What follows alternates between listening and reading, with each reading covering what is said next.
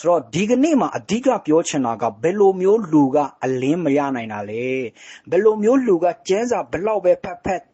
တရားဒေသနာဘလောက်ပဲနားထောင်သူ့ရဲ့အသက်တာထဲမှာပြောင်းလဲမှုမတက်ရောက်လာဘူးဖခင်ရဲ့တကိုးမဝင်လာဘူးသူ့ရဲ့အသက်တာမှာအလင်းမရနိုင်ဘူးဘယ်လိုမျိုးလူတွေလဲတရားဒေသနာခံယူတိုင်းမှာသူများအတွက်ပဲတရားနာပေးနေတဲ့သူအလင်းမရနိုင်ဘူးလို့ခွန်အားပေးချင်တယ်ဗါတယ်လေသူများအတွက်ပဲတရားနာပေးနေတဲ့သူတရားဒေသနာဘလောက်ပဲနားထောင်တသက်လုံးအလင်းရမှာမဟုတ်ပါဘူး။ဘာကြောင့်လဲသိလား။ကိုယ့်အတွက်မှမခံယူတာသူများအတွက်ကိုပဲခံယူပေးနေတာဘယ်လိုမျိုးလူလဲကျွန်တော်နားလည်အောင်ရှင်းပြမယ်။ဥပမာဒီကနေ့အမှုတော်ဆောင်တရားဟောဆရာကဒီလိုမလုပ်ရဘူးဟိုလိုမလုပ်ရဘူးလို့တရားဟောတာကိုနားထောင်တဲ့ညီကိုမောင်နှမတချို့ကမိမိကိုမစင်ချင်ပဲနဲ့ဒီဆရာပြောတာကငါအိမ်ဘေးကမောင်ဖြူတို့မဟုတ်ငါအိမ်နောက်ကမောင်နီကိုပြောတာဖြစ်မှာပါအဲ့လိုမျိုးအမြဲတမ်းခံယူတတ်တဲ့သူတို့မဟုတ်ဆရာပြောတာငါတို့အသင်းတော်ကတင်အောင်ဆရာအဲ့လိုမျိုးပဲငါတို့တင်အောင်ဆရာကအဲ့လိုမျိုးဖြစ်နေတာသူများကိုပဲသွားစဉ်းစားမိတာတို့မဟုတ်ဒီဆရာပြောတာငါတို့တင်းတော်ကတင်းထောက်တင်းထောက်ကြီးဖြစ်မယ်ဒီတင်းထောက်ကြီးဖြစ်မယ်အဲ့လိုမျိုးခံယူတတ်တဲ့သ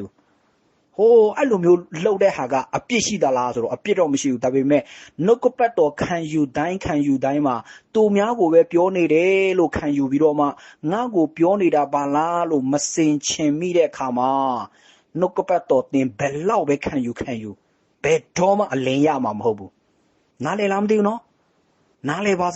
ါစေကျမ်းချက်တစ်ချက်ဖတ်ပြမယ်ဟေဘရဲဩဝါဒစာခန်းကြီး၄ငယ်7ထဲမှာဘလို့ဖော်ပြထားလဲဆိုတော့ထပ်ပြောမယ်နော်တေချာမှတ်မယ်နော်ကျမ်းချက်ကိုဟေဘရဲဩဝါဒစာခန်းကြီး၄ငယ်7ထဲမှာဖယားသခင်၏နှုတ်ကပတ်တရားတော်သည်အသက်ရှင်ခြင်းတကိုးနှင့်ပြုပြင်ခြင်းတန်လက်တကာတို့ထက်ထက်မြက်ခြင်းနှင့်ပြည့်စုံသည်ဖြစ်၍အသက်နှင့်စိတ်ဝိညာဉ်ကို၎င်းအယုစစ်နှင့်ခြင်းစီကို၎င်းပိုင်းခြား၍ထုတ်ချင်းခွင်းတတ်၏စိတ်နှလုံးအကြံစီများကိုလည်းသိမြင်တတ်၏ချစ်တော်ညီကိုမောင်တို့ဒီကျမ်းချက်မှာဘာကိုပြောရလဲဆိုအတိကဘုရားသခင်ရဲ့နှုတ်ကပတ်တော်ဟာတကိုးပါတယ်တဲ့ဟာလေလုယာโอเคထပ်ပြောမယ်နော်ဘုရားသခင်ရဲ့နှုတ်ကပတ်တော်ဟာတကိုးပါတယ်တဲ့ဒါဆိုရင်ဘုရားသခင်ရဲ့နှုတ်ကပတ်တော်ကဘာလ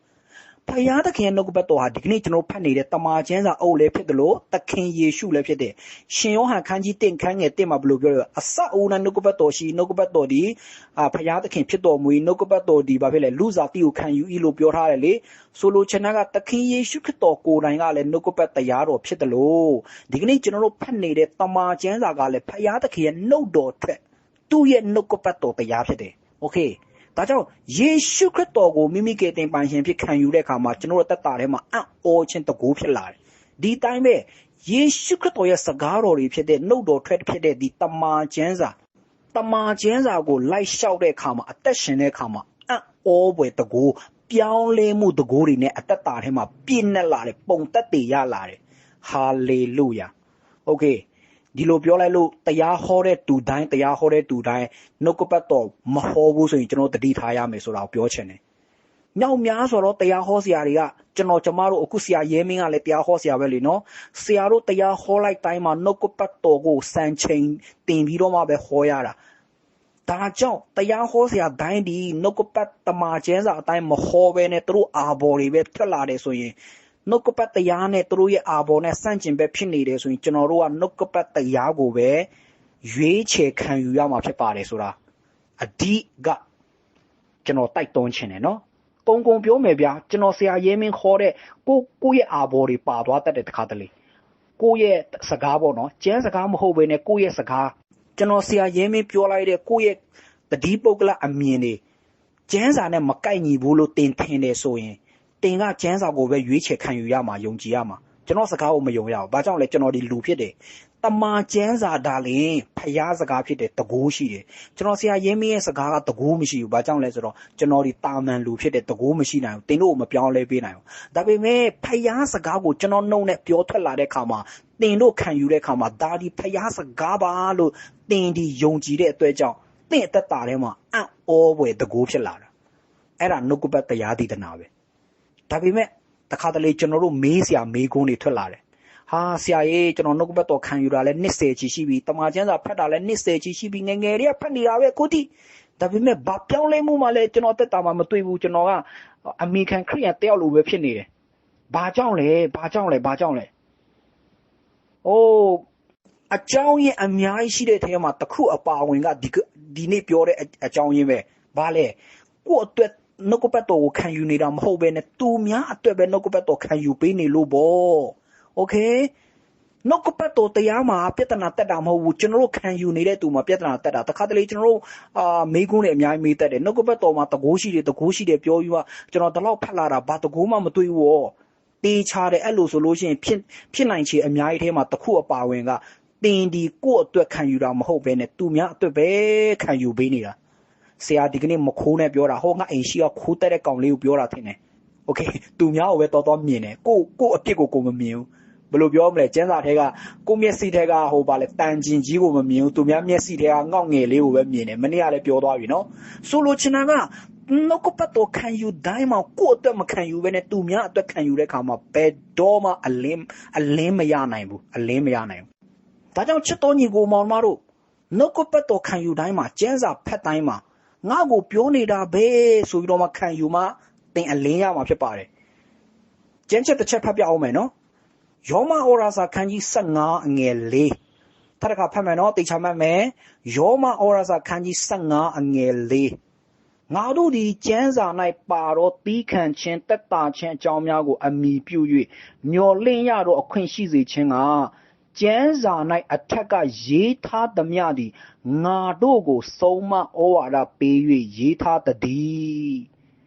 ချစ်တော်ညီကိုမောင်မတို့ဒီနေရာမှာတတိပြုမိလားကျမ်းစာမှာရေးထားသမျှကဘု து ဆုံးမဖို့လဲငါတို့ကိုတဲ့โอเคကျမ်းစာထဲမှာရေးထားသမျှဒီသူများကိုဆုံးမဖို့ရေးထားတယ်လို့ရေးထားတာလားမဟုတ်ဘူးနော်ကျမ်းစာကို၌ကကျွန်တော်တို့ကိုတတိပေးနေတာကျမ်းစာမှာပါသမျှဟာတဲ့ငါတို့ကိုဆုံးမဖို့ပေးထားတာတဲ့ငါတို့ကိုငါဆိုတော့အရင်လာတယ်ဆိုတော့မမေ့ပါနဲ့ဒါကြောင့်ကျမ်းစာဖတ်တိုင်းမှာသူများအတွက်နားထောင်ပေးတာအပြစ်မဟုတ်ပေမဲ့သူများအတွက်ပဲနားထောင်ပေးနေတင့်အတွက်ဘာမှအလင်းရမှာမဟုတ်ဘူးလို့ကျွန်တော်ပြောချင်တယ်โอเคနော်သူများအတွက်နားထောင်ပေးလို့မရတော့ဆိုရတာပေါ့သူများအတွက်လည်းနားထောင်ပေးလို့ရတယ်ဥပမာကြလို့ရှိရင်ဟိုမှာဆရာရဲမင်းကိုယ်တိုင်ဆိုလို့ရှိရင်ကိုအရင်ခံယူရတယ်တရားဟောတဲ့ခါမှာတရားဟောပြင်ဆင်တဲ့ခါမှာဖခင်ကငါ့ကိုပြောနေတာပဲငါ့မှာဘယ်ဟာတွေအားနဲ့ချက်ရှိတယ်လဲဘာညာကိုအရင်စင်ချင်းမှာစုတောင်းခံယူရတယ်အပြစ်ဝင်ချတဲ့လဲဝင်ချရတယ်ပြီးမှပဲညီကိုမောင်နှမတွေကိုတရားဟောပေးရတယ်ဆိုလိုချင်တာကဆရာတို့ကျမ်းစာဖတ်တယ်အနက်ပြန်ကျမ်းဖတ်တယ်မူရင်းကျမ်းစကားတွေလေ့လာတယ်တခြားဆရာတွေရဲ့ကျမ်းပညာရှင်တွေရဲ့ဟိုဗာလဲရေးသားချက်ဟောကြားချက်ကိုဆရာတို့နားထောင်တယ်ဆရာတို့အတွက်ပဲအရင်ခံယူရတယ်ဒါပေမဲ့ယုံကြည်သူညီကိုမောင်နှမတွေအတွက်ဟောကြားပေးဖို့လဲဆရာတို့လေ့လာရတာဖြစ်တယ်ဆိုတော့သူများအတွက်ဆရာတို့ကဘာဖြစ်လဲတနည်းအားဖြင့်ယုံကြည်သူညီကိုမောင်မတွေဟောပေးဖို့ရှင်းလင်းနားလည်ဖို့ရန်အတွက်ဆရာတို့ကကျမ်းစာကိုလေ့လာရတယ်ပညာရှင်တွေဖြည့်ရှင်းထားတဲ့ကျမ်းချက်တွေကိုနားထောင်ရတယ်ဖတ်ရှုရတယ်ဒါပေမဲ့ကိုအရင်မခံယူဘူးဆိုရင်ဆရာရဲမင်းတို့ကလည်းဘာဖြစ်လဲကျမ်းစာတာတက်နေတာဘယ်တော့မှအသက်တာကြီးထွားမှာမဟုတ်ဒါကြောင့်ကျွန်တော်ပြောတယ်ကျမ်းစာဆိုတာပညာတစ်ခုပဲမဟုတ်ဘူးလက်တွေ့အသက်တာထဲမှာပုံတက်တည်ရဖို့ဖြစ်တယ်တက်တည်ရဖို့ဟာလေလုယာဆိုလိုချင်တာကသူများအတွက်နားထောင်ပေးတာကအပြစ်မဟုတ်ပေမဲ့ကိုယ့်အတွက်အရင်မနားထောင်ရင်ကိုယ့်အတွက်ပဲလို့အရင်မခံယူရင်ဘယ်တော့မှအလင်းမရနိုင်ဘူးအခုနပြောသွားတာကအမှုတော်ဆောင်တွေအပါအဝင်နော်ကျွန်တော်တို့အမှုတော်ဆောင်တွေလည်းအဲ့လိုမျိုးဖြစ်နေတတ်တယ်ငါတရားဟောဖို့ပဲလေ့လာမယ်ကွာငါတရားဟောရဖို့ပဲလေ့လာမယ်ငါတာဝန်ကျေအောင်ငါလေ့လာမယ်โอเคငါအတွက်ဆိုပြီးတော့မှငါလေ့လာတာမဟုတ်ဘဲနဲ့သူများကိုတရားဟောပေးဖို့ငါကျမ်းစာဖတ်တယ်ကျမ်းစာလေ့လာတယ်ဆိုရင်ဒါဒီတသက်လုံးအလင်းမရနိုင်တဲ့အမှုတော်ဆောင်တွေဖြစ်ပါတယ်ကျွန်တော်တို့ခံယူရတယ်ဒါမျိုးဆင်ခြင်ရတယ်ယုံကြည်သူတွေလည်းဒီအတိုင်းဆင်ခြင်ရမယ်ကျွန်တော်တို့အသက်တာထဲမှာကျွန်တော်တို့ကြားနာလိုက်တဲ့နှုတ်ကပတ်တရားဒီကျွန်တော်အတွက်ပြောနေတာငါအတွက်ပြောနေတာဖတ်လိုက်တဲ့ကျမ်းစာဒီငါ့ကိုပြောနေတာငါဘာပြင်ဆင်စရာရှိလဲငါဘယ်နေရာမှာဟိုဆင်ခြင်စရာရှိလဲငါဘယ်နေရာမှာခွန်အားယူစရာရှိလဲဆိုတဲ့ဟာကိုအဲ့လိုခံယူရတာအဲ့လိုမခံယူသင်ဘယ်တော့မှအလင်းမရအောင်โอเคနော်ကျမ်းစာကိုပါလဲဖတ်လိုက်တိုင်းတရားဒေသနာခံယူလိုက်တိုင်းဒီဆရာတော့ငါတို့အိမ်ဘေးကဟိုတင်းအုပ်ဆရာကိုပြောတာဖြစ်မယ်ဟိုတင်းထောက်ကိုပြောတာဖြစ်မယ်ငါဘာကြောင့်လဲငါတို့တင်းအုပ်ဆရာကဒါမျိုးလူပဲလေတချို့ဆရာကိုလာပြောကြတဲ့သူရှိတယ်ဆရာရေးတဲ့ဆရာပြောတာကောင်းလိုက်တာတဲ့ခွန်အားရလိုက်တာတဲ့ဆရာပြောတာကကျမတို့တင်းအုပ်ဆရာနဲ့အန်ကိုက်ပဲတဲ့ဘလို့ပြန်ဖြေရမလဲချစ်တော်ညီကိုမောင်တို့ဟမ် ဆရာပြောလိုက်တာကကျမတို့သင်ဥစ္စာနဲ့အန်ကိုက်ပဲတဲ့သူ့မှာအဲ့လိုအားနေချက်ရှိတာပဲတဲ့သူဒါမျိုးလူပဲဆရာတဲ့ကျွန်တော်ဘယ်လိုပြောလဲသူ့အရင်ဆူတောင်းပေးလိုက်တယ်ဆူတောင်းပြီးမှသူ့ကိုပြောတယ်ညီအကိုပေါ့နော်ညီအမပေါ့နော်တေချာလေးပြန်ပြောပြတယ်နှုတ်ကပတ်တော်ခံယူတယ်ဆိုတော့ကိုယ့်အတွက်ခံယူရပါတယ်ဆိုပြီးမှပြန်ရှင်းပြရတယ်မဟုတ်လို့ရှိရင်ဘာဖြစ်လဲငါတို့သင်ဥစ္စာကိုပြောတာပဲငါတို့အသင်းထောက်ကိုပြောတာပဲငါတို့အိမ်ဘေးနားကမောင်နီမောင်ဖြူကိုပြောတာပဲအဲ့လိုခံယူနေတယ်ဆိုရင်ကျွန်တော်တို့ရဲ့အသက်တာထဲမှာသူများပဲကိုယ့်ထက်ပါဖြစ်လဲပြောင်းလဲပြီးမှတိုးတက်သွားမယ်သူများကိုပဲကိုကလှုပ်ပေးနေတာကိုယ့်အတွက်ပါဖြစ်လဲကိုယ့်အတွက်ကဘာမှမရှိကိုမခံယူတဲ့အတွက်ကိုယ့်ရဲ့ဝိညာဉ်ရေးရာကပါဖြစ်လေပြောင်းဆန်နေတယ်ကိုယ့်ရဲ့ဝိညာဉ်ကဘယ်တော့မှမတိုးတက်ဘူးအလင်းမရအောင်ဘာကြောင့်လဲသူများအတွက်ပဲနားထောင်ပေးနေတာကိုဘယ်ပြောင်းလဲမလဲဟုတ်တယ်နော်တရားဟောဆရာတွေလည်းဒီတိုင်းပဲလေကျွန်တော်တို့ဥမာဆရာရေးမင်းကိုယ်တိုင်လည်းတရားဟောဆရာပဲကျွန်တော်တို့တရားဟောဆရာတွေကလည်းတရားပဲဟောတတ်ပြီးတော့ကိုအတွက်မခံယူတတ်ဘူးဆိုရင်ကျွန်တော်တို့လည်းတရားတော်ဟောလာတာပုတ်ရီထောင်ချီလာတယ်တောင်းချီလာတယ်နော်တရားဟောလာတာနှစ်ဆယ်ချီဟောလာတယ်အသက်တာကဘရောင်းပလဲပြောင်းဆန်နေတယ်ဘာဖြစ်လဲမတိုးတက်ဘူးမပြောင်းလဲဘူးဘာကြောင့်လဲကိုယ့်အတွက်မခံယူဘဲနဲ့သူများကိုပဲဟောပေးနေလို့ပေါ့ဒါကြောင့်ကျွန်တော်တို့လည်းခံယူရမယ်အခုနားထောင်နေတဲ့သူတွေထဲမှာသင်းအုပ်ဆရာတွေအမှုတော်ဆောင်တွေတရားဟောဆရာတွေရှိရင်လည်းကျွန်တော်နဲ့အတူတူခံယူရမယ်နော်ကျွန်တော်တို့ကလည်းအဲ့လိုဆင်ခြင်ရမယ်တရားဟောတိုင်းမှာငါ့ကိုပြောနေပါလားအဲ့လိုအရင်ခံယူရတယ်အဲ့လိုခံယူမှပဲဘာဖြစ်လဲ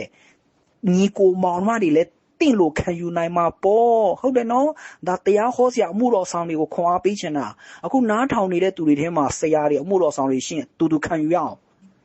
ပြီးမှအခုနားထောင်နေတဲ့ညီကိုမောင်မတွေကိုကျွန်တော်ဆင်ခြင်စေချင်တယ်နှုတ်ကပတ်တော်ခံယူတိုင်း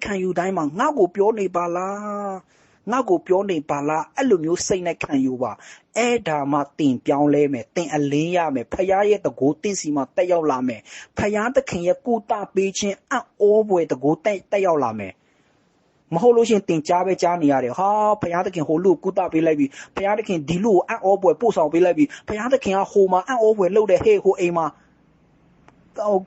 ကိုစီမှာဘာလို့မရှိရလဲတိလားကိုစီမှာသူများအတွက်ပဲတင်ကတရားဒေသနာခံယူနေသူများအတွက်ပဲတင်ကကျမ်းစာဖတ်နေလို့တင့်စီမှာအံ့ဩဖွယ်မဖြစ်လာတာပေါ့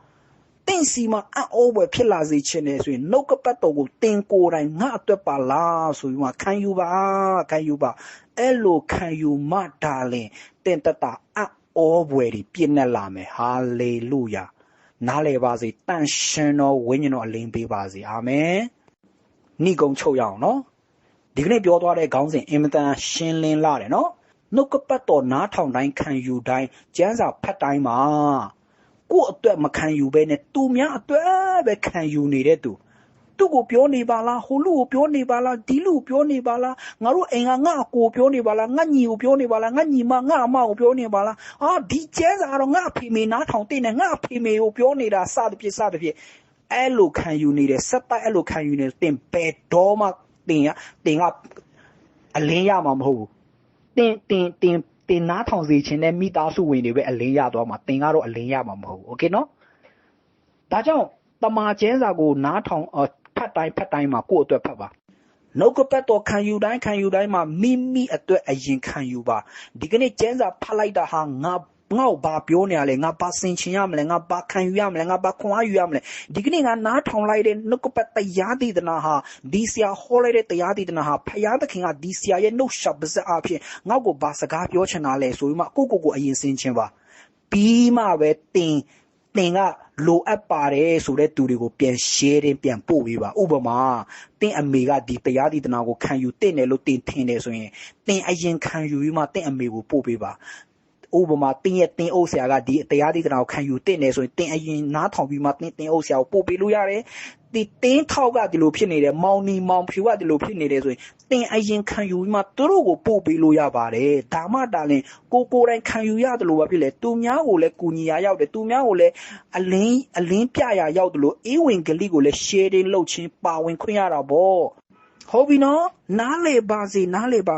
ဒီဟာကိုခံယူပြီးမှနောက်ဒီကနေ့ကနေစပြီး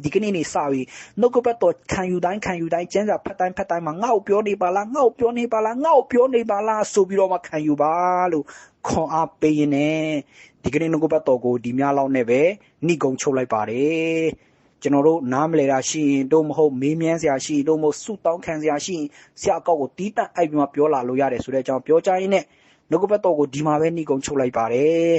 နားဆင်ခံယူသွားတဲ့သူအရောက်ချင်းစီတိုင်းကိုဘုရားသခင်တာ၍ကောင်းကြီးပေးပါစေတော့အာမင်